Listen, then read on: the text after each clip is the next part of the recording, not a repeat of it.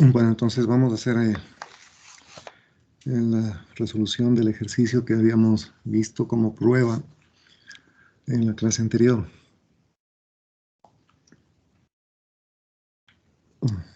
Veo que los resultados para este ejercicio, muchos de ustedes no lo pudieron resolver.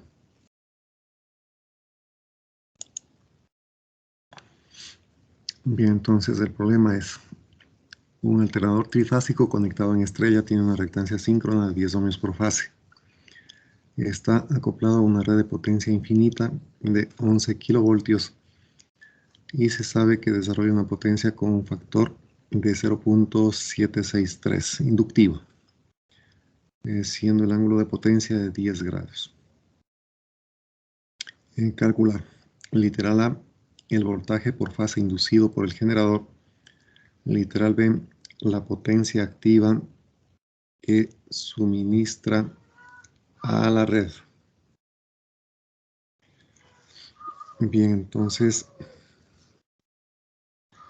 veamos cómo se plantea el desarrollo de este problema.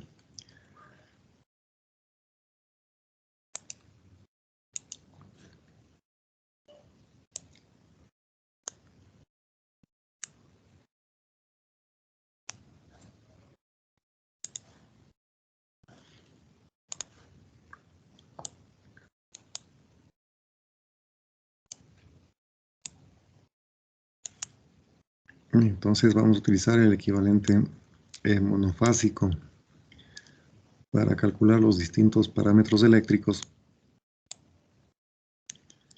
y resolver el ejercicio.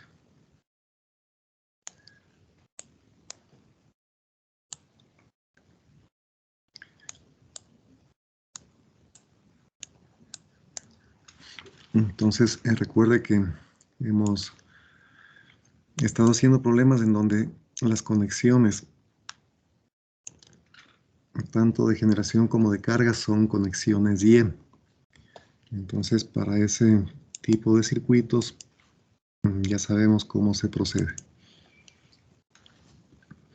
En este caso tendríamos, por ejemplo, aquí el voltaje inducido es sub 0. Aquí estaría la reactancia sincrónica XS y por acá tendríamos el voltaje terminal E.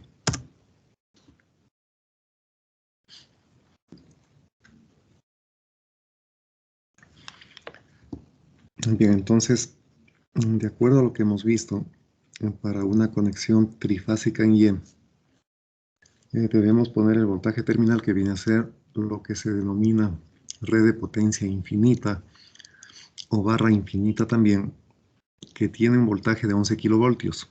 Ya sabemos, esto es el voltaje entre líneas.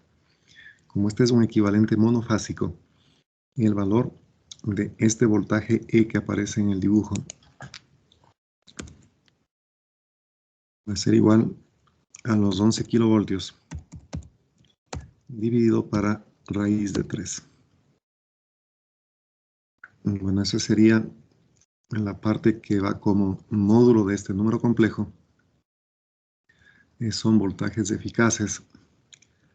Y también podríamos de una vez poner el ángulo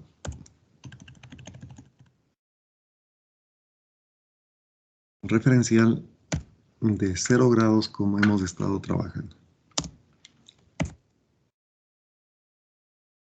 Bien, entonces esa división, ¿cuánto le da, señor Moreno Samir? Buenos días, Sergio. Da 6.350,85. Gracias. 6.350,85 voltios y un ángulo referencial de 0.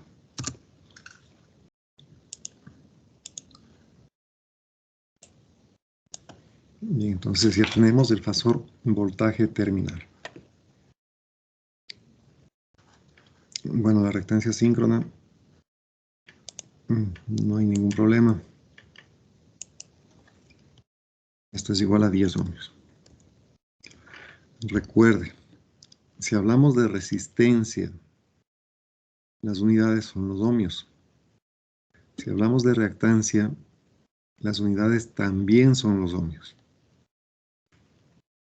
Entonces, este elemento no es una resistencia, es una bobina cuya reactancia inductiva vale 10 ohmios. Bien, eso como parte de los datos del problema. Se sabe que desarrolla una potencia con un factor de 0.763. Este es el factor de potencia, ¿no es cierto? Entonces, podemos escribir aquí que el factor de potencia es igual a 0.763. Esto sabemos que es igual al coseno del ángulo teta, siendo este ángulo teta el desfasamiento que existe entre voltaje y corriente.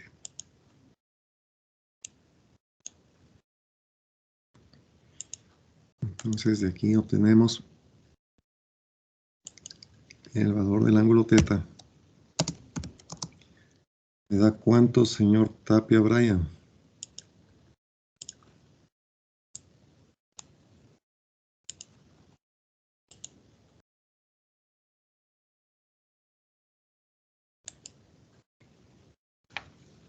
Sale 40.27. 40.27. Gracias. 40.27 grados.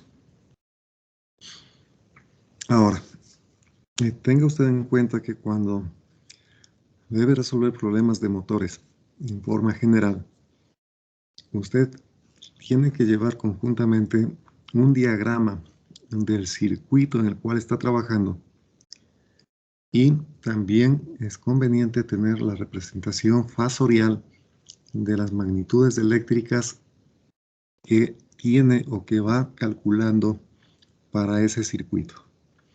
Eso le permite visualizar qué es lo que está haciendo y evita que cometa errores. Entonces, por el momento aquí tenemos como dato ya el voltaje terminal E. Entonces, sabemos que ese voltaje terminal se toma como referencia. Entonces lo ubicamos de esta forma. Ese sería el voltaje terminal E. El fasor.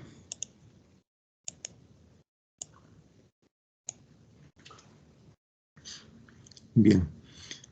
Otra cuestión que también se menciona en el problema es que existe un factor de potencia de 0.763, inductivo. Entonces, en esta parte hay información también. Aparte de este ángulo teta de 40.27, si el factor de potencia es inductivo, significa que el voltaje está adelantando a la corriente. Entonces, por ejemplo, si es que aquí hemos dibujado el voltaje terminal E, la corriente va a estar retrasada respecto a este voltaje. O lo que es lo mismo, el voltaje está adelantado a la corriente. Por lo tanto, podemos dibujar esa corriente de esta manera.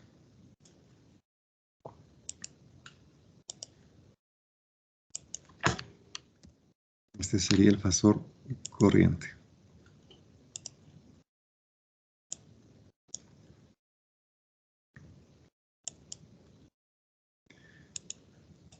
Y aquí aparece el ángulo teta.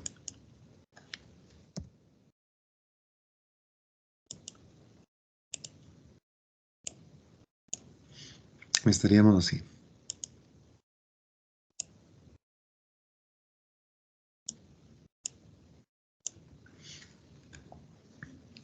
Bien.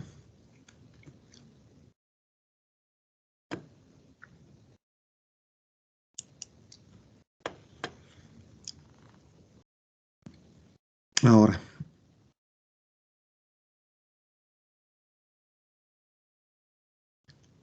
Vamos a tener aquí que se puede determinar el voltaje en XS. El voltaje en XS, ya sabemos, es el producto de la reactancia sincrónica por la corriente I que está pasando por este elemento. Y el voltaje en XS le estamos denominando como E sub X. Como ya está ubicada acá la corriente, este voltaje E sub X va a estar adelantado en 90 grados respecto a esa corriente. Por lo tanto, debemos dibujar aquí un voltaje adelantado en 90 grados respecto a la corriente.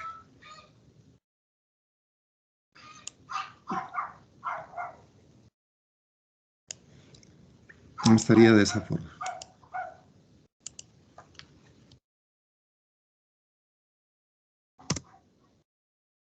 Bien.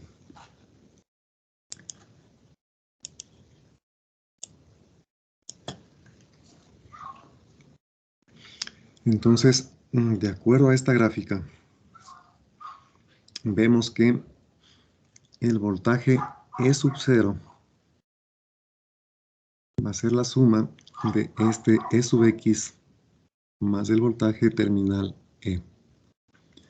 En consecuencia, esta señal de voltaje sub X le podemos proyectar sobre este lado. Y finalmente, el voltaje sub 0 estaría así.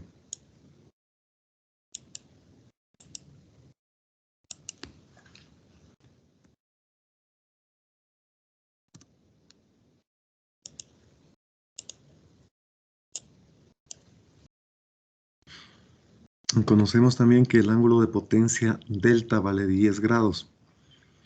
Entonces, recuerde que este delta es el ángulo que existe entre el voltaje terminal y el voltaje inducido. Entonces, aquí conocemos este ángulo delta,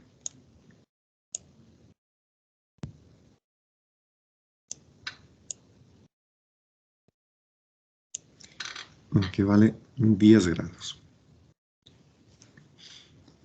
Bien, entonces, ahí está el diagrama fasorial completo para este circuito. Ahora lo que se pide como literal A es el voltaje por fase inducido. Es decir, aquí la incógnita sería el E sub 0.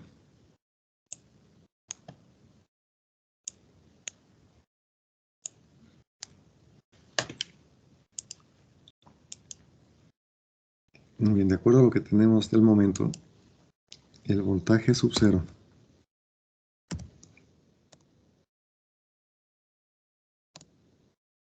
va a ser igual al voltaje que tenemos como voltaje terminal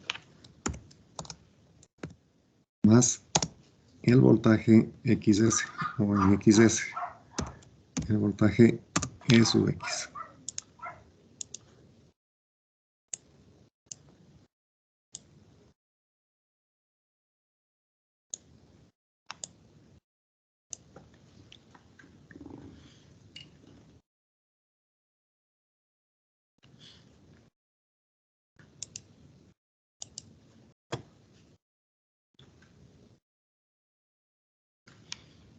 Bien, entonces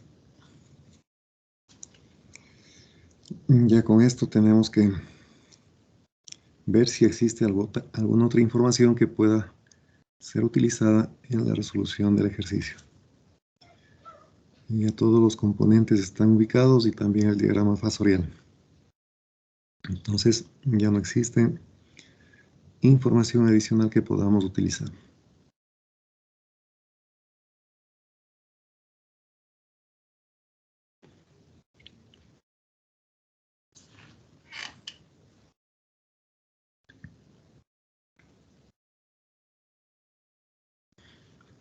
Bueno, entonces sabemos que todos estos fasores voltaje tienen un módulo y tienen un ángulo. En el caso de sub-0 el ángulo va a ser de 10 grados, pero no conocemos su magnitud. Para el voltaje E sub X sabemos que este voltaje es el producto de la reactancia por la corriente, pero no conocemos la corriente. Y para el voltaje terminal sabemos su magnitud y su ángulo. Es decir, en esta ecuación de aquí tendríamos dos incógnitas.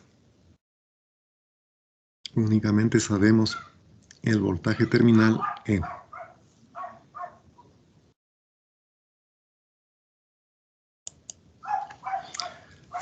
Bien, entonces podemos plantear lo siguiente.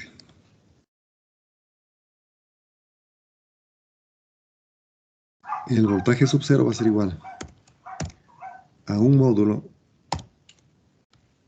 con un ángulo.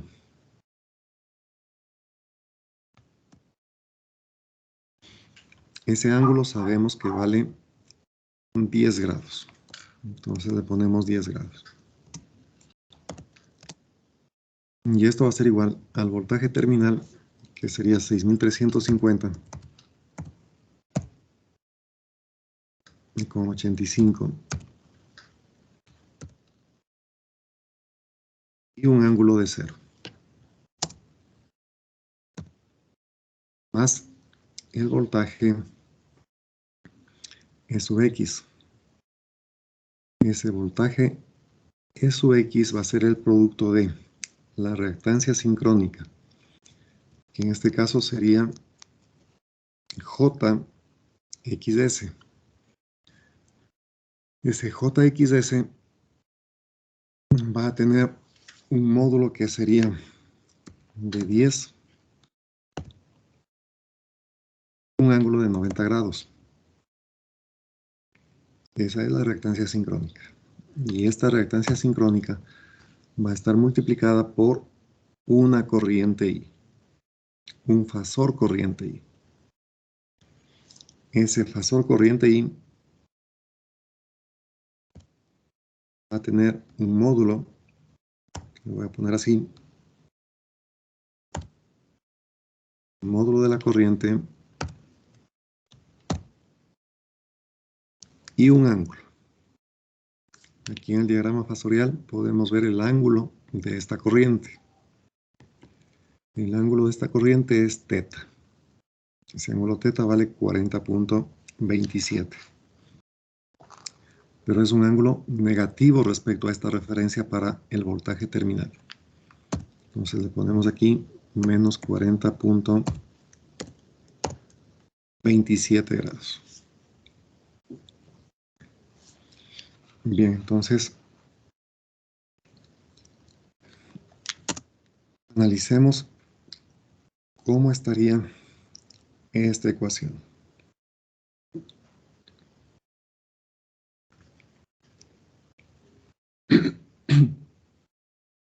Bien, entonces lo primero, en el lado derecho de la ecuación nos queda este 6.350,85, es una parte real pura. Entonces no hay ningún problema aquí. Esto quedaría como un número real simplemente. Luego, en esta parte del fasor E sub X, conocemos el módulo de la reactancia y su ángulo. Pero el módulo de la corriente no tenemos. Ahora, si es que operamos con esta información que aparece aquí, nos quedaría 10 veces módulo de la corriente con un ángulo que sería 90 menos 40.27. Bueno, entonces vayamos haciendo eso. Esto nos queda 6.350.85. El ángulo de 0 ya lo eliminamos de una vez. Más, tendríamos que poner 10 por el módulo de la corriente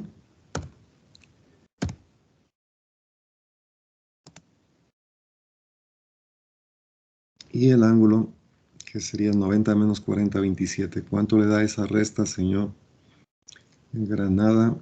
Alex.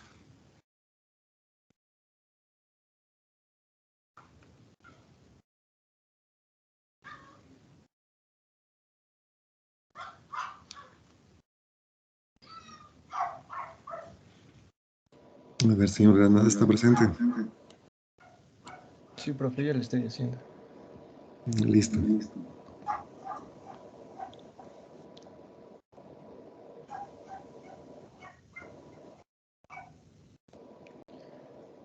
Menos 40.27, ¿no?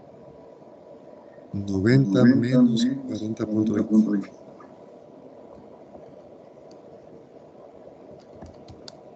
49.73. 29.73. Gracias. Bien, entonces en la parte izquierda de la ecuación tenemos también un número complejo. Y este número complejo va a tener una parte real y una parte imaginaria. Y aquí en el lado derecho también nos va a quedar, en definitiva, una parte real y una parte imaginaria.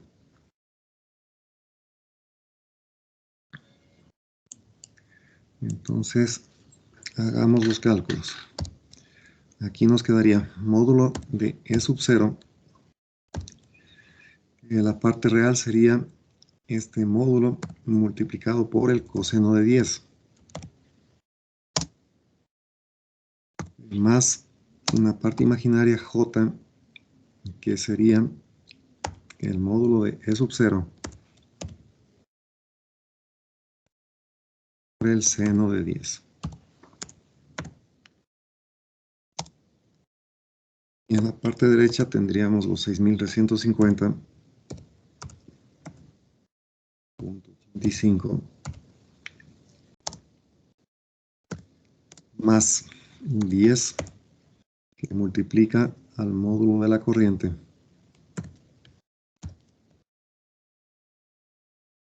y esto multiplicado por el coseno de 49.73. Esa sería la parte real de este número complejo. Y más la parte imaginaria, que sería 10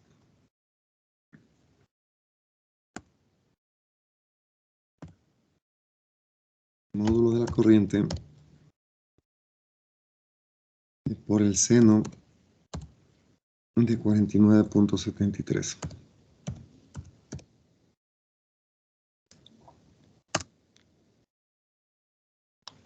Bueno, entonces finalmente en el lado izquierdo tenemos esta parte como parte real. Y en el lado derecho, como parte real, aparece este término más este otro término de aquí. Entonces, si igualamos estas partes reales, nos queda una ecuación con dos incógnitas. Las incógnitas serían el módulo de E sub 0 y el módulo de la corriente. Y si es que igualamos las partes imaginarias, aquí nos quedaría módulo de E sub 0 como incógnita. Y en el lado derecho, la parte imaginaria también aparece como incógnita el módulo de la corriente. En consecuencia de estas dos ecuaciones que me están quedando, tenemos también dos incógnitas. Habría que resolver ese sistema de dos ecuaciones con dos incógnitas. Entonces, por favor, realicen esos cálculos y en unos 3 minutos les voy a preguntar cuánto les dan el valor de E sub 0 en módulo y cuál es el módulo de la corriente.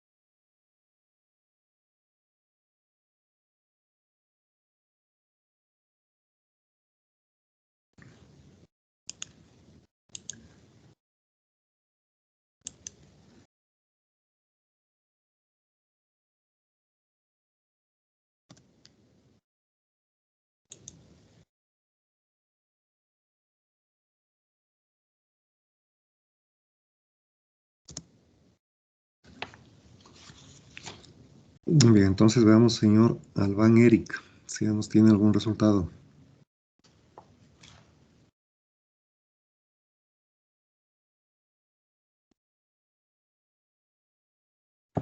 Aún no, Inge.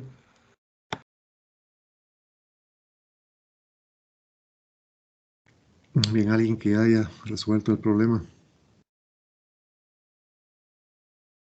Inge, me salió 7581.3 L sub 0.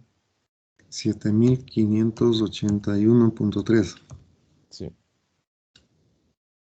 Y la corriente 172.5. 172.5.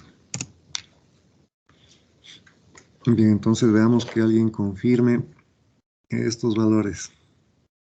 Sí, Inge, a mí también me salió. A mí también me salió. Bien, entonces tenemos ya estos valores válidos para el problemita. Por favor, ¿quién me dio los datos inicialmente? ¿Su nombre? Javier Topante. Entonces, señor Topanta tiene una participación en clase.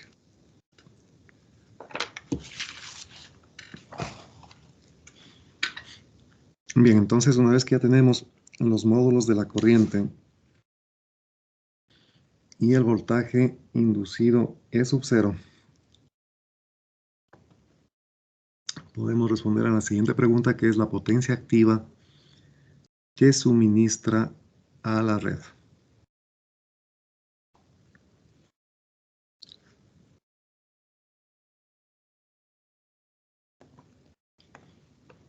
Bien, tenga usted también en cuenta que al armar este diagrama fasorial,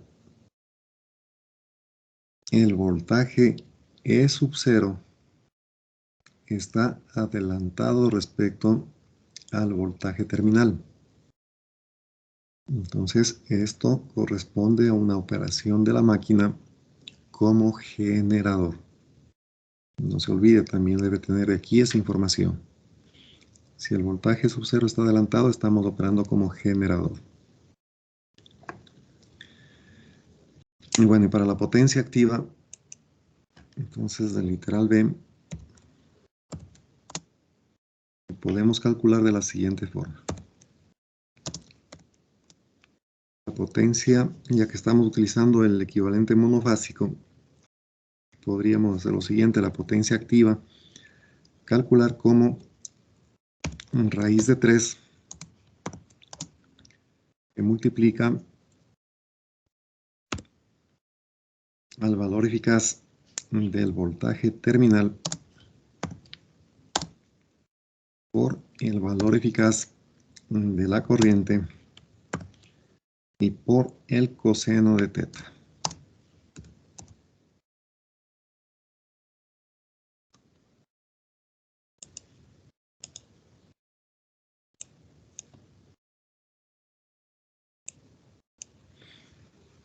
Bien, entonces en esta fórmula conocemos todo.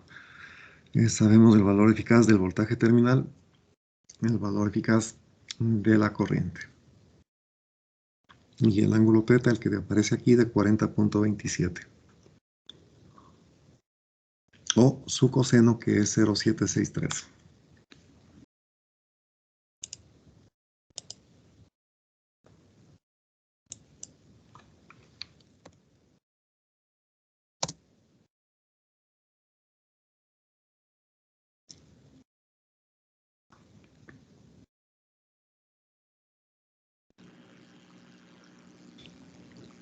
Da 2508.25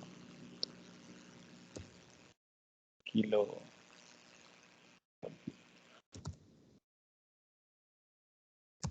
Kilovatios, ¿no? A ver su nombre. Ron. A ver, señor Edwin Ron. Tiene una participación en clase. Entonces, tengan en cuenta nada más que aquí hemos trabajado con un equivalente monofásico. Pero en esta formulita, para calcular la potencia activa, esta magnitud que viene aquí para E es el voltaje entre líneas. ¿Sí? Ojo con eso. Y la corriente, asimismo, es la corriente de línea. Pero como tenemos una conexión en Y, la corriente de línea también es igual a la corriente de fase que tenemos en este circuito circulando. Eso simplemente no vaya a confundirle. Este voltaje en esta fórmula es voltaje entre líneas. Aquí van los 11.000 voltios, ¿no? Bien, entonces, de esta forma terminamos la resolución del ejercicio. Y vamos a pasar a lo siguiente. ¿Tienen alguna pregunta tal vez?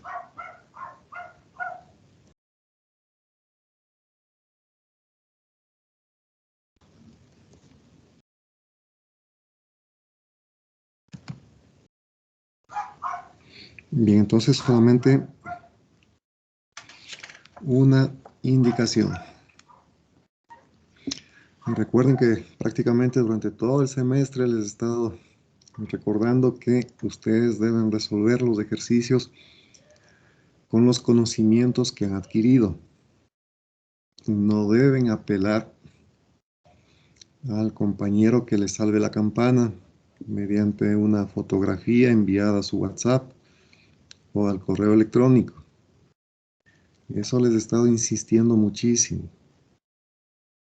Este ejercicio en particular no termino de calificarles todavía, pero les comento que en el otro paralelo ya tuve que tomar medidas respecto a las copias que están haciendo, lamentablemente. Aunque se les insiste sobre este tema, hay algunos de ustedes que no hacen caso, definitivamente. Y en el paralelo, en el GR4, ya ubiqué a 3 estudiantes que insisten en utilizar las herramientas tecnológicas para tratar de pasar fraudulentamente la materia. Y como la copia es tan evidente, ya definitivamente me tocó, lamentablemente, tomar medidas. Y lo que he hecho de momento es ponerle 0 ya no en la prueba, sino al bimestre. Desgraciadamente he tenido que tomar esa medida. A ustedes les consta que siempre les estoy hablando sobre este tema. Y si aún así persiste el afán de copia, de beneficiarse del esfuerzo ajeno, no me queda más remedio que hacer eso, definitivamente. Entonces, los 3 estudiantes del paralelo que les menciono, el paralelo 4, ya prácticamente están perdidos del semestre. Y les he mencionado que ellos pueden, evidentemente, solicitar una recalificación de esa prueba. Pero si solicitan recalificación de la prueba, yo tengo que poner un informe. ¿Por qué de esa nota? Y el momento que haga ese informe, si es que fuera el caso, no voy a pedir únicamente que se mantenga la sanción, sino voy a pedir a Consejo de Facultad que se tomen las medidas disciplinarias del caso, que podrían ser pérdida en esta materia, pérdida en todas las materias que está tomando, e inclusive si este problema llegara a Consejo Politécnico, podríamos estar hablando de la expulsión de esos estudiantes. Entonces, mire, ¿vale la pena meterse en un problema tan grande? Si usted lo analiza fríamente, la respuesta es no. Y lamentablemente yo sé que ahí, de los 3, uno es el que hizo, entre comillas, el ejercicio y repartió al resto. Y lamentablemente, esa persona que hizo también está en estas dificultades. Entonces, ¿vale la pena involucrarse en un caso tan grave como ese? La respuesta es evidente. Entonces, por favor, Espero que cuando termine de calificar este ejercicio a todos ustedes, no tengamos que estar hablando de lo mismo en este paralelo. Entonces, por favor, las personas que estudian, las personas que se han dedicado a aprender, han dedicado esfuerzo, han dedicado su tiempo para aprender esta materia, no se arriesguen, por favor, no se arriesguen. Yo sé que el espíritu de compañerismo es bastante grande y usted quisiera ayudar a su compañero, a su amigo, pero tiene que saber a qué se está exponiendo también. Entonces, por favor, no vayan a cometer ese error. Bueno, entonces, terminado esto, vamos a pasar al siguiente tema. Ingeniero, disculpe, Sí. tal vez ya hay fecha para supletorios. De hecho, que existe la semana programada para los supletorios, que sería, a ver, si terminamos clases del 4, diría que en la semana del 4 o la siguiente semana estarían dando el supletorio. Más bien sería la siguiente semana de ser el caso, para que tengan un poquito más de tiempo para estudiar. En todo caso, ya les reviso el calendario y va a ser en horas de clase. Entonces ya les voy a enviar la notificación. Bueno, el siguiente tema que Ingeniero, debemos sería estudiar todo, es... ¿verdad? Desde la ¿Perdón? primera clase hasta la última. ¿Qué cosa? Sería desde la primera clase hasta la última el supletorio. Claro, o sea, para el examen del segundo bimestre no hay un examen acumulado. Lo que vamos a hacer es sumar todas estas pruebas pequeñas que usted está rindiendo y el resultado que nos dé le hacemos una regla de 3 a 6. Entonces, para el segundo bimestre no hay materia acumulada. Pero si es que usted requiere un examen adicional, el que se denomina supletorio, entonces allí sí será un examen de unos 4 o 5 ejercicios prácticamente de toda la materia que se ha visto en el semestre. Por eso es que al ser la materia bastante extensa, ese examen se tomará lo más tarde posible, es decir, probablemente unos 2 o 3 días antes de la fecha límite para pasar la segunda nota. Bueno, entonces veamos el siguiente tema que corresponde a las máquinas de corriente continua. En este caso de las máquinas de corriente continua también se puede hablar de operaciones como motor o como generador. Básicamente depende de la forma como tenemos operando a nuestra máquina. En todo caso, estas máquinas de corriente continua también están formadas de manera general por dos devanados o dos bobinas que están siendo alimentadas con corriente continua. Un primer devanado se llama inductor, que se ubica en el estator de la máquina, y el otro es el llamado inducido, que se ubica en el rotor.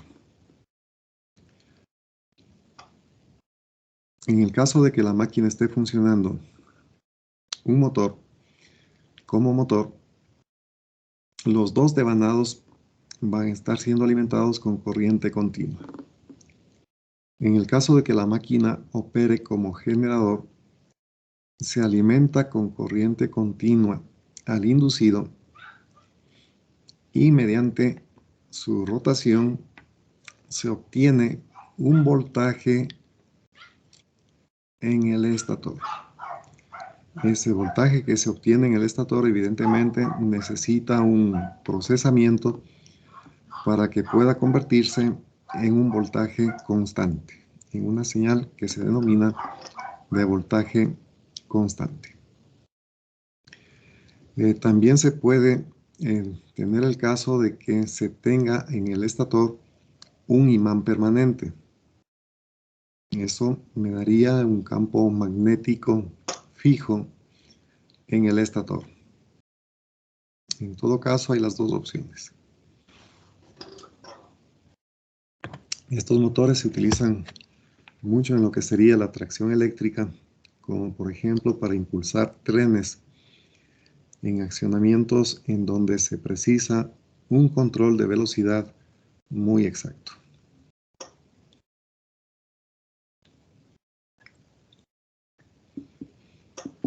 Para el caso del motor, entonces, estaríamos convirtiendo energía eléctrica en energía mecánica. Y en el caso de generador, estaría convirtiendo energía mecánica que se transmite hacia el eje de la máquina y de ahí se lo lleva al exterior como energía eléctrica. Sería el caso del generador. En esta lámina están viendo la ilustración de cómo estaría, por ejemplo, un estator. En este caso tenemos las bobinas que conforman el estator y la parte del rotor, también con un conjunto de bobinas. Una ilustración de cómo estaría la estructura internamente para esta máquina es la que ven aquí, en donde aparecen algunos de sus componentes. En el estator básicamente encontramos lo que serían los polos de la máquina, estas estructuras que pueden ser de acero al silicio, por ejemplo, en donde están enrolladas las bobinas de campo. Existe también aquí esta forma que define a los polos de la máquina, que se conoce como expansión polar.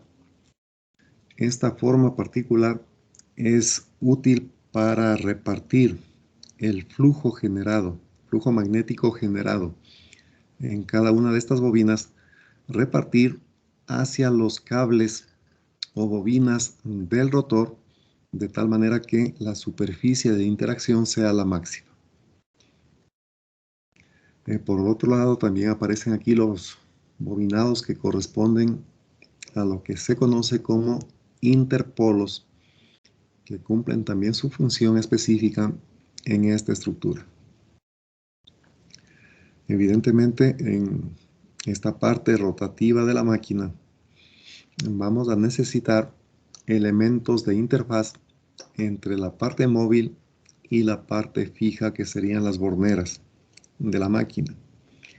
Esos elementos son los portaescobillas y las escobillas. Entonces, estas escobillas son unos accesorios que van pegados en esta estructura para conectar eléctricamente el rotor con las borneras de la máquina. Entonces, estas escobillas suelen presentar desgaste. Por lo tanto, se tienen que revisar periódicamente en función de un plan de mantenimiento que se tenga en la industria. Y ese plan de mantenimiento normalmente se lo realiza en función del número de horas de trabajo de la máquina. Bueno, en cuanto a los interpolos, están fabricados de lámina de acero al silicio también y llevan bobinados de alambre grueso. Se localizan entre los polos principales y son de menor tamaño.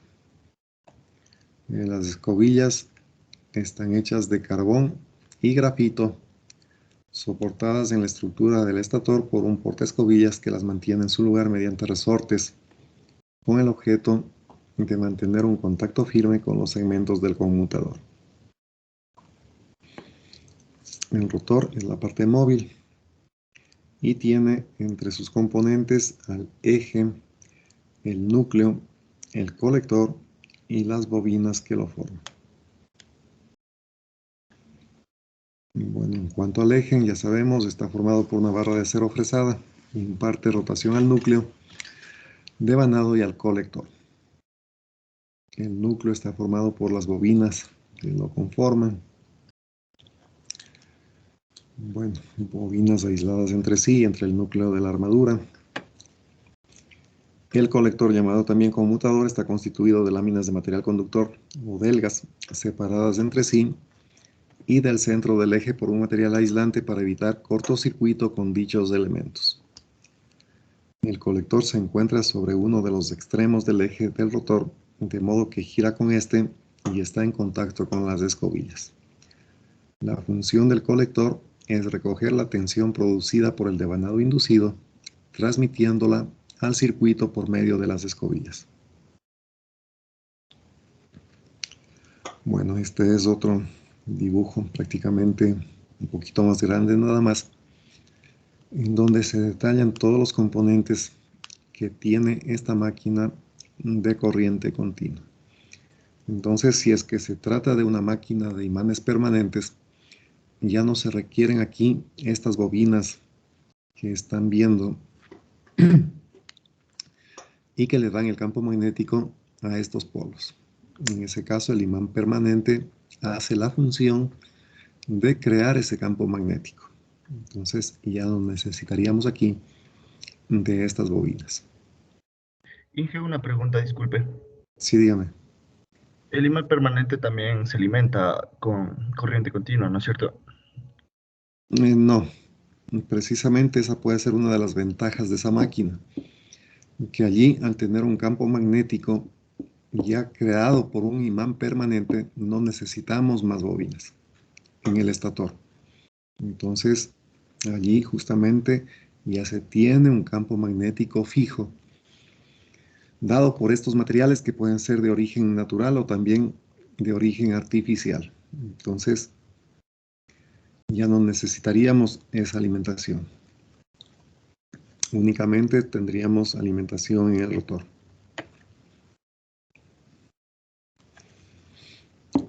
Bien, vamos a ver entonces si es que aquí tenemos dos bobinados. Vamos a trabajar con ese caso, que es el más general posiblemente en la actualidad. Si tenemos dos bobinas, estas bobinas van a estar conectadas en un esquema eléctrico en serie con la resistencia interna de los cables de esas bobinas. Entonces tenemos las siguientes opciones para conexión. La primera, que sería una denominada excitación independiente. En este caso tenemos el circuito del inductor en donde se aplicará un determinado voltaje de continua y esto genera una corriente que estaría circulando por la resistencia RF y LF, que son los elementos del circuito inductor. Y por otro lado tenemos el circuito del inducido, en donde representamos el voltaje inducido, E sub A, y en serie una resistencia del inducido. Entonces aquí tendríamos a la derecha el voltaje terminal o voltaje de salida. Por lo tanto, en este esquema de excitación independiente, cada uno de los circuitos trabaja con sus propias variables eléctricas de corriente y voltaje. Ese es un esquema. Entonces, mire, cuando en los ejercicios se pida resolver un caso y se le hable de que se tiene en la máquina excitación independiente, usted tiene que de llegada hacer este dibujito, este esquema. Y debe trabajar con este circuito de aquí. Uno independiente para el inductor y otro independiente para el inducido. Existe también otra configuración que se conoce como autoexcitación. ¿Qué es lo que sucede aquí? En este caso se ha puesto el circuito equivalente del inducido por un lado, tal como ven aquí, el voltaje inducido es A y la resistencia en serie RA. Y en serie con estos elementos se coloca los componentes que corresponden al inductor, RS y LS. Entonces aquí los cuatro elementos están distribuidos en serie, tal como está viendo acá.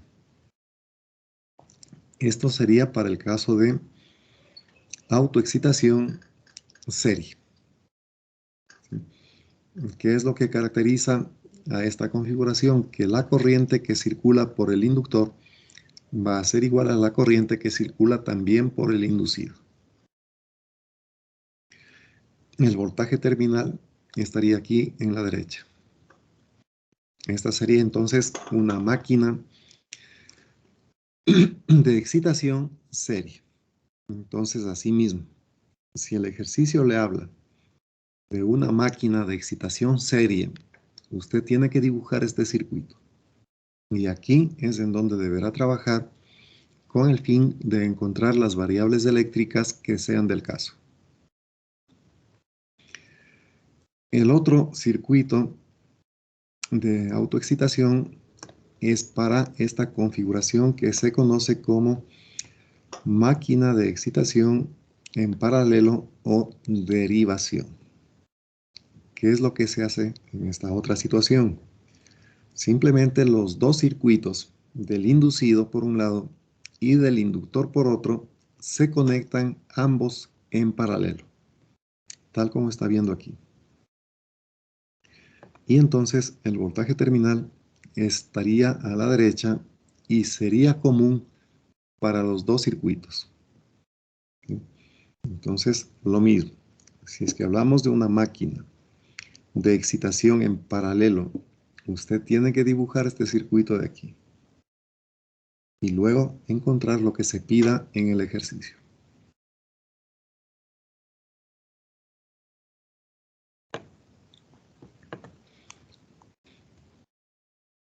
Bien, luego tenemos aquí la tercera opción que sería la denominada excitación compuesta o mixta.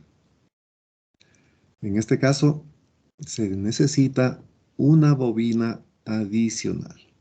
Es decir, tenemos un solo inducido con el voltaje E sub A y la resistencia RA. Pero ahora, en vez de una sola bobina para el inductor, se requieren dos bobinas para el inductor.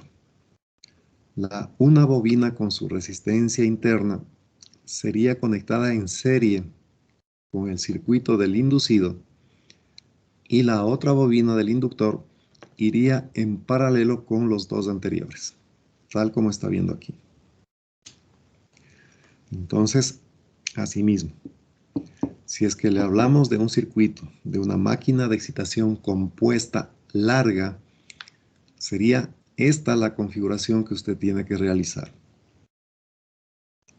Esta es la denominada conexión compuesta larga.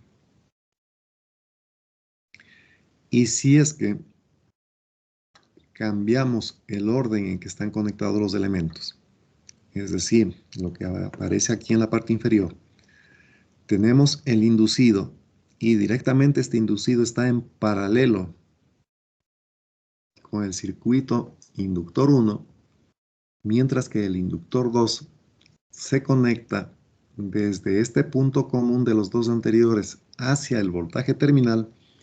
Esto es lo que se conoce como máquina de excitación compuesta corta. Entonces aquí lo importante es que usted tenga a mano estos esquemas para que sepa en qué circuito trabajar de acuerdo al detalle que se dé en el ejercicio correspondientemente.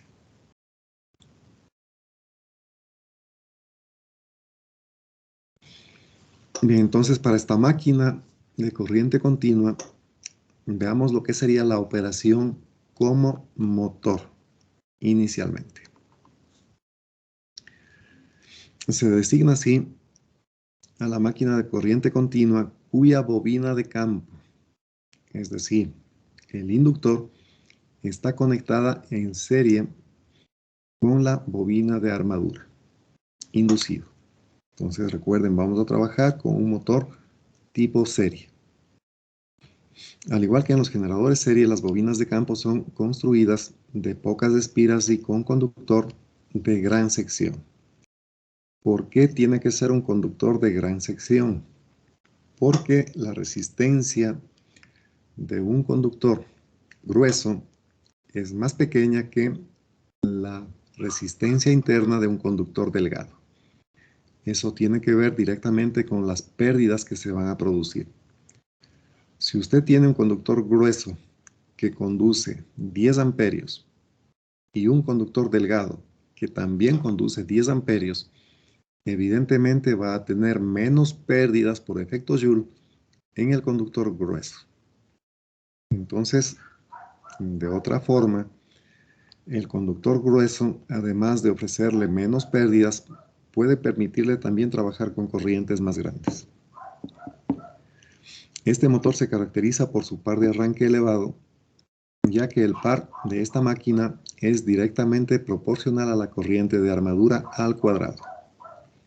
Entonces, evidentemente, si tengo un conductor más grueso, la corriente que puede circular por ahí es mayor y tendríamos, evidentemente, un mayor torque de arranque.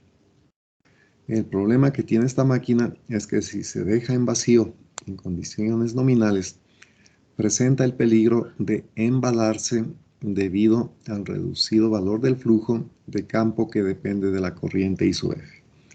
Esto de embalarse significa que la máquina empieza a acelerar de forma descontrolada. Y evidentemente al tener partes móviles y una velocidad que va subiendo cada vez más, puede provocar la destrucción de este equipo. Al tener una conexión serie, la corriente de campo va a ser igual a la corriente de armadura. Por estar conectados en serie, como la máquina se encuentra en vacío, la corriente de armadura es prácticamente cero. En consecuencia, la velocidad del motor depende totalmente de la corriente de campo, por lo que la velocidad es baja cuando la carga es pesada y alta con cargas ligeras. El siguiente circuito es el que representa para la conexión serie. Entonces, mire, eléctricamente, los cálculos que se tienen que hacer deben ser trabajados para este circuito de aquí, para el motor serie.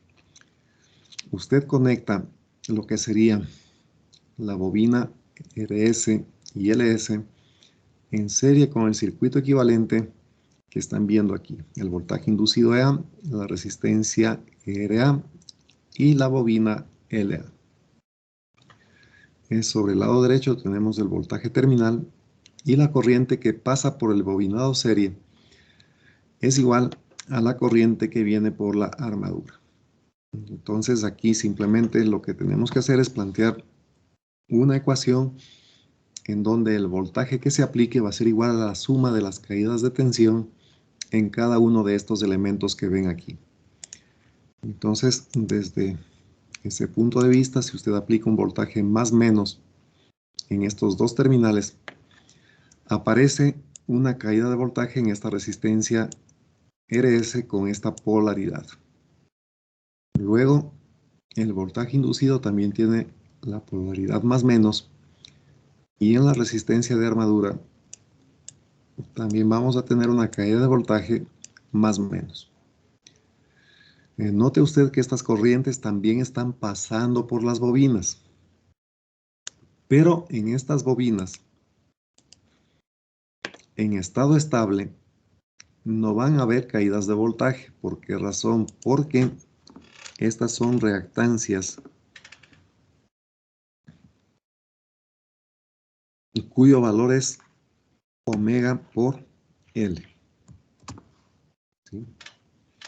Si usted quiere en forma compleja, J omega L. Si la señal que aplicamos aquí es una señal de voltaje constante, no hay variación, quiere decir que la frecuencia vale 0. Y entonces, en estado estable, una bobina para corriente continua es prácticamente un cortocircuito. No hay caída de voltaje aquí. Por eso es que en la ecuación que ustedes ven aquí arriba, no aparecen esas bobinas. Únicamente aparece el voltaje inducido, E sub A, y la suma de las dos resistencias internas de las bobinitas, RA y RS. Entonces, en esta ecuación básica, la corriente I sub A va a ser igual a la corriente I sub S y a la corriente I sub L, en definitiva, la que estaría entregando este voltaje terminal. Esa sería una ecuación básica. La otra ecuación básica es que el voltaje inducido E sub A es directamente proporcional al flujo magnético y a la velocidad angular. Entonces, esta es otra de las fórmulas que usted debe tener en mente para resolver este tipo de ejercicios. El voltaje inducido es igual a K. Este valor de K generalmente se obtiene como datos del fabricante, depende de la construcción del equipo. Phi es el flujo magnético expresado en Webers y omega la velocidad angular en radianes sobre segundo. Y luego tenemos la tercera ecuación, asimismo que el torque de la máquina va a ser igual o directamente proporcional a la constante K por el flujo y por la corriente de armadura, I sub A. Entonces, recuerden, el voltaje inducido es directamente proporcional a la frecuencia angular. Y el torque es directamente proporcional a la corriente, I sub A. Bueno, luego haremos con la máquina de corriente continua una modelación matemática que se suele utilizar en circuitos de control, en control automático. Entonces, cuando usted vea el control industrial o control automático, allí precisamente se modela la máquina de continua, ya que en control precisamente es la máquina de continua una de las que se utiliza frecuentemente para diversas funciones. Entonces, allí, por ejemplo, usted obtiene lo que se denomina una función de transferencia, que relaciona, bueno, una función de transferencia simplemente es una expresión matemática que relaciona dos variables. Por ejemplo, en este caso sería el voltaje terminal como entrada, por ejemplo, y la variable de salida sería la velocidad angular del eje de esta máquina. O también podría ser variable de salida el desplazamiento angular del eje de esta máquina. Entonces hay que relacionar una variable de entrada que sería el B sub t con una variable de salida que sería, por ejemplo, el desplazamiento angular θ del eje de esta máquina. Entonces, una vez que usted tiene la función matemática que relaciona estas dos variables, ya podría saber cómo responde el eje de la máquina frente a un voltaje específico que apliquemos aquí. Entonces, haremos, como les digo, esa modelación oportunamente. Ahora, estos circuitos que se modelan, que son ecuaciones matemáticas, tienen la ventaja de que usted lo puede simular utilizando el MATLAB, por ejemplo. Entonces, en el MATLAB, usted vería que si cambia este voltaje terminal, el ángulo de giro, el ángulo que se desplaza el eje, también va a tener un cambio. Entonces, usted vería, si es que aumentó un 10% el voltaje de entrada, ¿qué porcentaje aumentó el eje en desplazamiento? Bien, entonces eso es importante de hacerlo. Veamos ahora lo que sería el motor en una conexión en paralelo. Entonces esta conexión evidentemente es diferente a la del caso anterior, ya que el devanado del inductor está conectado en paralelo con la armadura. En este caso, si los dos circuitos están conectados en paralelo, evidentemente el voltaje que se aplique a ambos va a ser el mismo. Un motor en paralelo o derivación tiene características diferentes en cuanto a la construcción respecto al motor serie, ya que la bobina de campo en derivación está devanada con alambre de calibre delgado y muchas vueltas para generar un campo lo suficientemente fuerte para mantener la velocidad de esta máquina prácticamente constante. Esto de aquí es una de las características que más se aprovechan de las máquinas de continua, que pueden mantener su velocidad prácticamente sin ningún cambio. Esto también significa que el motor tiene un par de arranque metón. ¿Por qué razón? Porque al tener calibre delgado ese conductor, la corriente que puede pasar es más pequeña. En cambio, es más estable respecto a la velocidad de operación. Este sería el circuito equivalente de ese motor conectado en paralelo. Tenemos el inductor, el inducido y el voltaje que se aplica aquí, voltaje terminal V sub T. Este voltaje es el mismo para los dos circuitos, tal como están viendo acá. Entonces, evidentemente, aquí las leyes básicas de la electricidad son muy útiles. Tenemos en primer lugar una corriente ingresando a la máquina, esta I sub L. Esa corriente estaría llegando en este nodo y ahí se divide en dos componentes. La que va hacia la armadura, la I sub A, y atraviesa estos tres componentes, y la corriente IP que baja por este circuito. Entonces, aquí tenemos que la ecuación matemática que rige eléctricamente esta configuración es la que está viendo acá. Este voltaje terminal va a ser igual al voltaje inducido más la caída de voltaje en la resistencia RA, en este elemento. Ya sabemos que en LA, en estado estable, no va a existir diferencia de potencial. Por otro lado, este voltaje terminal también está siendo aplicado a este circuito paralelo, RP y LP. Por lo tanto, si quiere encontrar cuánto vale la corriente IP, simplemente tiene que dividir el voltaje terminal para la resistencia RP. Y con eso obtendría el valor de la IP. La otra ecuación es esta de aquí que está observando. Para el voltaje inducido, que acabamos de explicar un poco, es directamente proporcional al flujo y la velocidad angular. Y la otra que corresponde finalmente al torque, que es directamente proporcional a la corriente de armadura I sub A. Bien, entonces esta sería una conexión en paralelo en donde el voltaje terminal es el mismo para los dos bobinados. Podría tenerse el caso de que también las dos bobinas se alimenten separadamente, como están viendo acá. En ese caso, cada circuito tiene sus propias características eléctricas, sus propias corrientes, y debería trabajarse de acuerdo a lo que están viendo aquí, en este equivalente.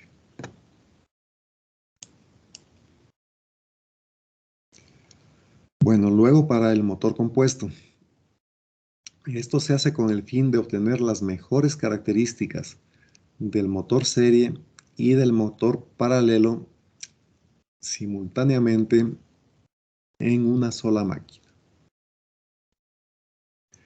Como ya vimos, esta máquina tiene un devanado de campo serie y un devanado de campo paralelo. Dependiendo de cómo se conecten estas bobinas, las máquinas pueden clasificarse como motor compuesto largo o motor compuesto corto. Y estas a su vez pueden ser aditivas o sustractivas. Esto de aditivas o sustractivas tiene relación a la polaridad de las bobinas, a cómo hemos conectado esas bobinas en cada caso. Cuando el bobinado de campo serie se conecta en serie con la armadura, se conoce como motor compuesto largo. Cuando el devanado de campo serie se conecta en serie con la línea de alimentación, se conoce como motor compuesto corto. Entonces aquí están prácticamente las dos configuraciones que ya revisamos un poquito arriba. En este primer caso, en la bobina serie va prácticamente en serie con la armadura.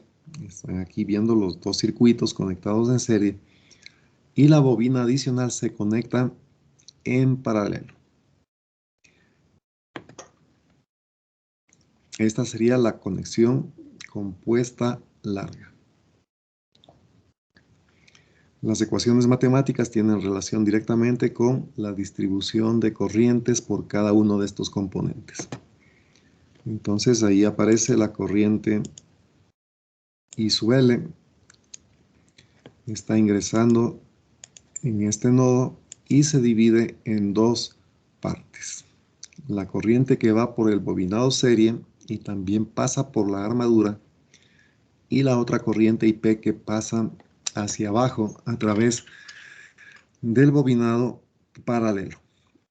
Ahora, eso que se decía, conexión aditiva o sustractiva, tiene relación con la polaridad que usted está viendo aquí para las bobinas. Por ejemplo, para esta bobina serie, usted tiene aquí este asterisco. Normalmente va a ser un puntito referencial que se coloca. Y en el bobinado paralelo también tiene usted aquí el punto referencial. Entonces, ¿cómo sabe si es una conexión aditiva o sustractiva? Usted simplemente tiene que ver lo siguiente. Por ejemplo, en el bobinado de arriba,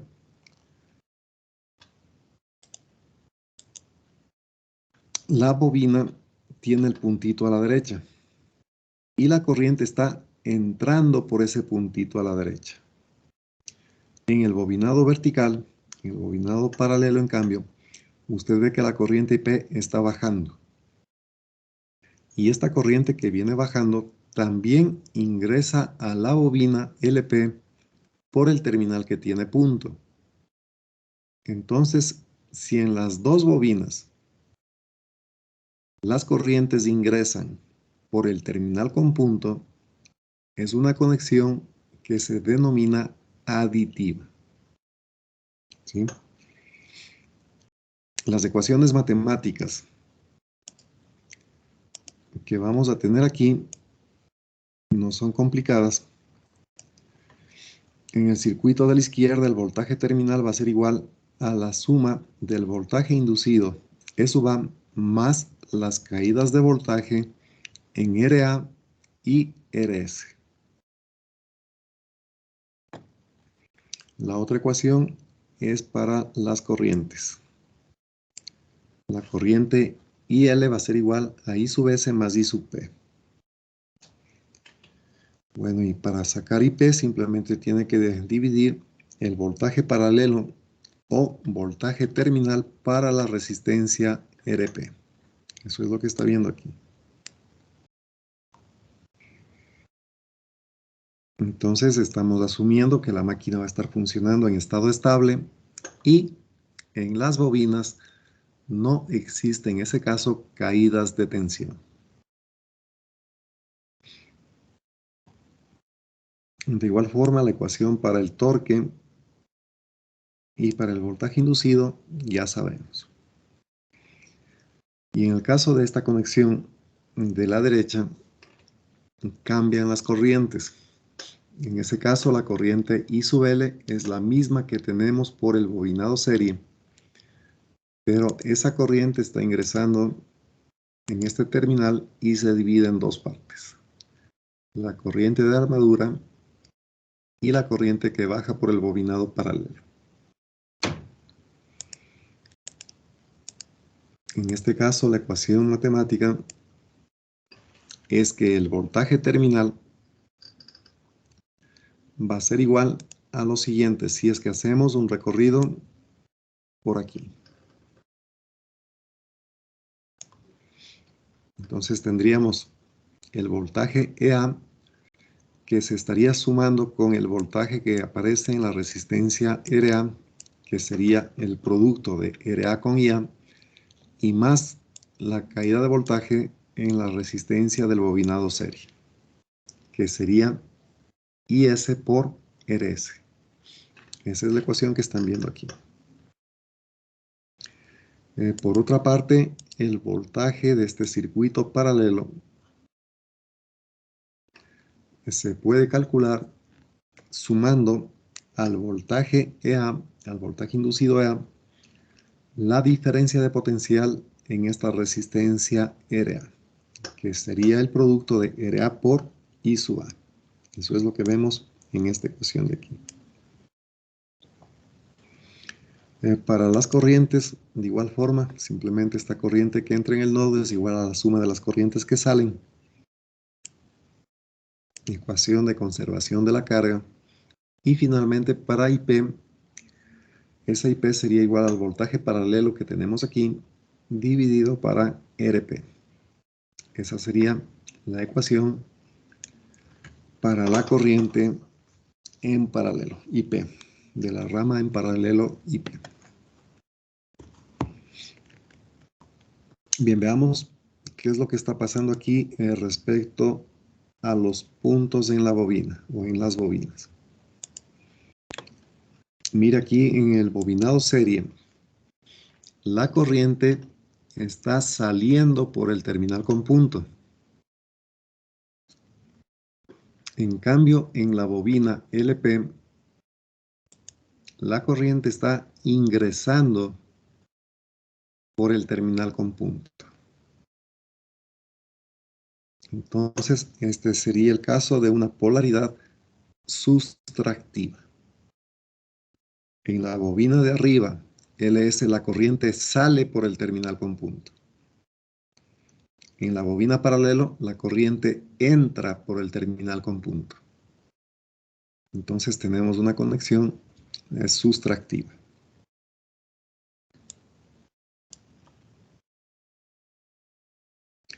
Bueno, y respecto a los generadores de continua, tenemos asimismo dos posibilidades generales. La primera que sería un generador serie. En el generador serie, usted está viendo aquí que se invierte el sentido de la corriente. ¿Sí? En el generador serie, el bobinado serie justamente RS y LS va conectado a continuación de SU A.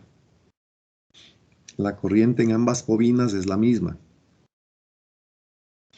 Lo que vamos a cambiar aquí, entonces, es la ecuación matemática que gobierna a este circuito. En este caso, como el sentido de la corriente ha cambiado, el voltaje terminal que tenemos a la derecha va a ser igual al voltaje inducido SUA menos la caída de voltaje en RS y menos la caída de voltaje en RA. Y finalmente aquí la corriente I sub A es igual a la corriente I sub S. Entonces no hay mayor dificultad en el generador serie. Simplemente hay que dibujar la corriente saliendo de sub A y las caídas de voltaje que se producen en las dos resistencias.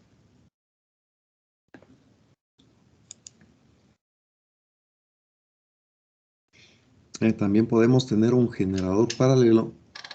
En este caso aparece la conexión que están viendo aquí. El voltaje terminal es común a las dos bobinas. Entonces aquí diríamos que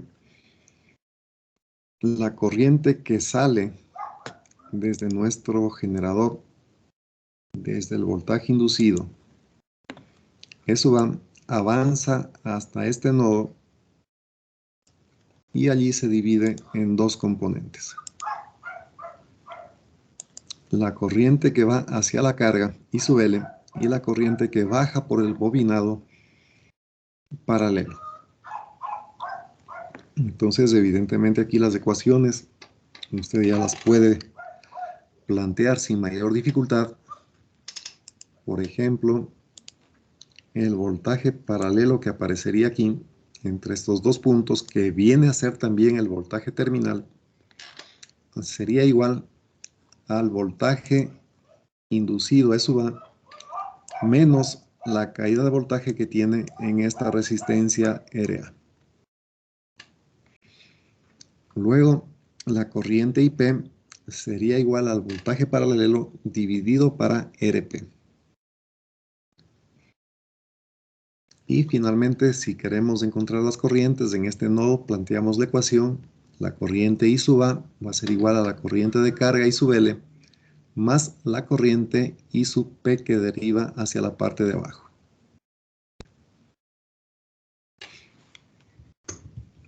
Bien, y la otra posible opción es la que ven aquí, en donde evidentemente los voltajes ya no son los mismos. Estamos hablando aquí de una excitación independiente para el inductor y evidentemente el inducido conectaríamos ya directamente a lo que sería la parte de carga. De igual forma, aquí para sacar las variables eléctricas se trabajarían con los circuitos de forma separada. Son circuitos bien sencillos que no da mayor dificultad en cuanto a los cálculos matemáticos que hay que hacer.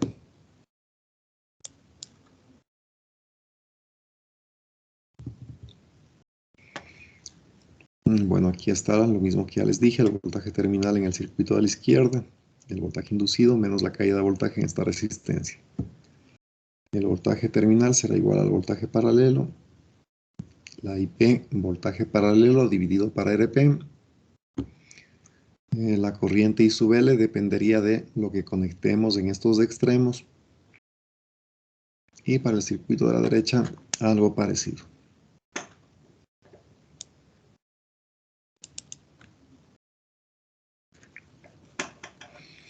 En el caso de un generador compuesto, asimismo hay las dos opciones: conexión corta y conexión larga. Entonces aquí simplemente usted tiene que guiarse que si estamos tratando con un generador, la corriente está saliendo del voltaje E sub A. En este caso esa corriente avanza directamente hacia el nodo que tenemos en la parte de acá y se divide en dos componentes. Entonces vamos a ver en el circuito de la izquierda. ¿La conexión es aditiva o sustractiva? Nos va a responder el señor Camino Jorge.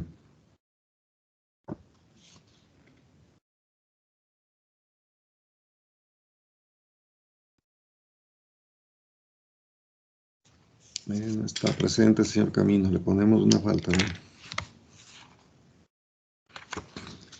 Entonces, el señor Paredes Juan.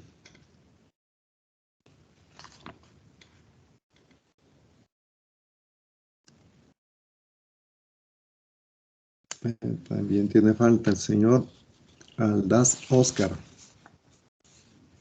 En el circuito de la izquierda, ¿la conexión es aditiva o sustractiva? Buenos días. Buenos días. No estoy muy seguro, pero creo que es aditiva. Entonces usted simplemente para responder la pregunta tiene que observar la polaridad de las bobinas, ¿no es cierto? Aquí están los puntitos. Y luego observar cómo está la corriente en cada bobina. En el bobinado serie, la corriente está entrando por el terminal con punto. Y en el bobinado que va conectado en paralelo, la corriente que baja hace que esta corriente también ingrese por el terminal con punto de esta bobina LP. Conclusión. En las dos bobinas la corriente está entrando por el terminal con punto. Entonces es una conexión aditiva. Podríamos, para ilustrar esto, también hacer lo siguiente. Imaginemos que los puntos de las bobinas estaban así, en los puntitos azules, ¿no? Entonces, en la bobina serie, la corriente está saliendo por el terminal con punto. En la bobina paralelo, la corriente también está saliendo por el terminal con punto. Entonces, sería una conexión también aditiva. Pero si finalmente esta bobina en la parte de arriba tiene ese punto rojo grande allí y la bobina paralelo tiene el punto rojo grande en la parte de abajo, veríamos que en la bobina de arriba la corriente ingresa por el terminal con punto, pero en la bobina de abajo la corriente está saliendo por el terminal con punto. Entonces esta sería una conexión sustractiva. ¿sí? Ya vamos a ver después cómo manejar estos conceptos. Y luego para la conexión de la derecha, ya vimos esto también en el motor, es prácticamente el mismo conjunto de elementos que aparecen en el caso del motor compuesto. Lo que cambia básicamente aquí es el sentido de la corriente y su A. Eso es todo. Esta corriente cambia de dirección, llega hasta este nodo y ahí evidentemente se dividen en dos corrientes. Una por ahí y la otra por la parte de abajo. Entonces los elementos son los mismos. Lo que ha cambiado es la dirección de las corrientes. La que pasa por el voltaje inducido EA y la que está, en este caso, llegando a la carga.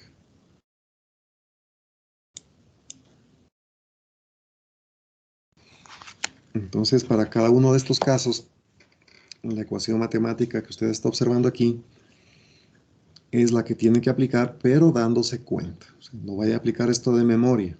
O sea, siempre tiene que ir chequeando. ¿Qué me dice esa ecuación?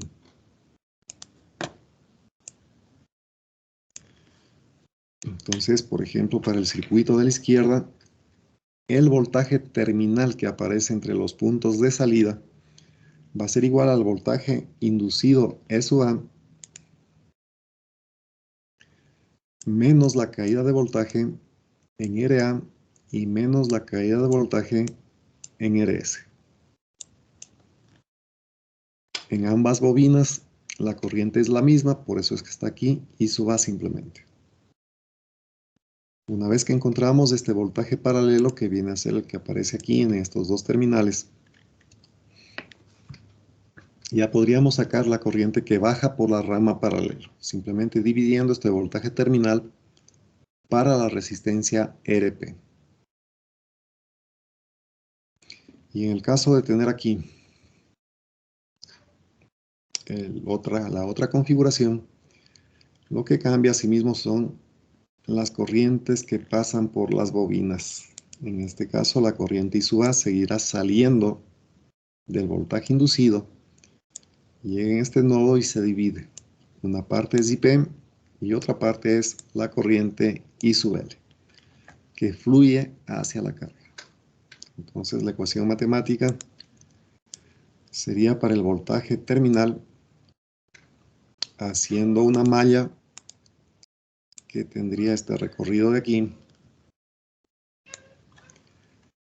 Aparece una caída de voltaje en este elemento con polaridad más menos y aquí arriba una caída de voltaje más menos también. Entonces el voltaje que tenemos disponible aquí en los dos terminales sería igual al voltaje inducido E sub A, porque aquí estamos yendo de menos a más, y menos la caída en RA, porque pasamos de más a menos, y menos la caída en RS, porque estamos yendo de más a menos también. Entonces, esta sería la ecuación básica. El voltaje paralelo que aparece aquí sería el voltaje inducido menos la caída en RA. Evidentemente, las corrientes mantienen esta relación. La corriente de carga IL va a ser igual a la corriente I sub S, y esta corriente a su vez es la corriente de armadura menos la corriente IP. Finalmente, la corriente IP será el voltaje paralelo dividido para RP. Entonces, al trabajar con corriente continua, recuerden, las bobinas no tienen caídas de voltaje en estado estable.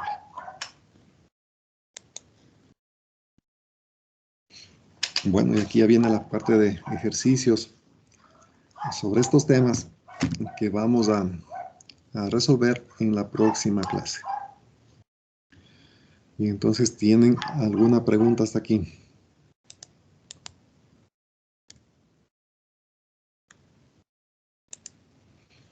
Bien, entonces, si no hay preguntas, vamos a terminar la clase.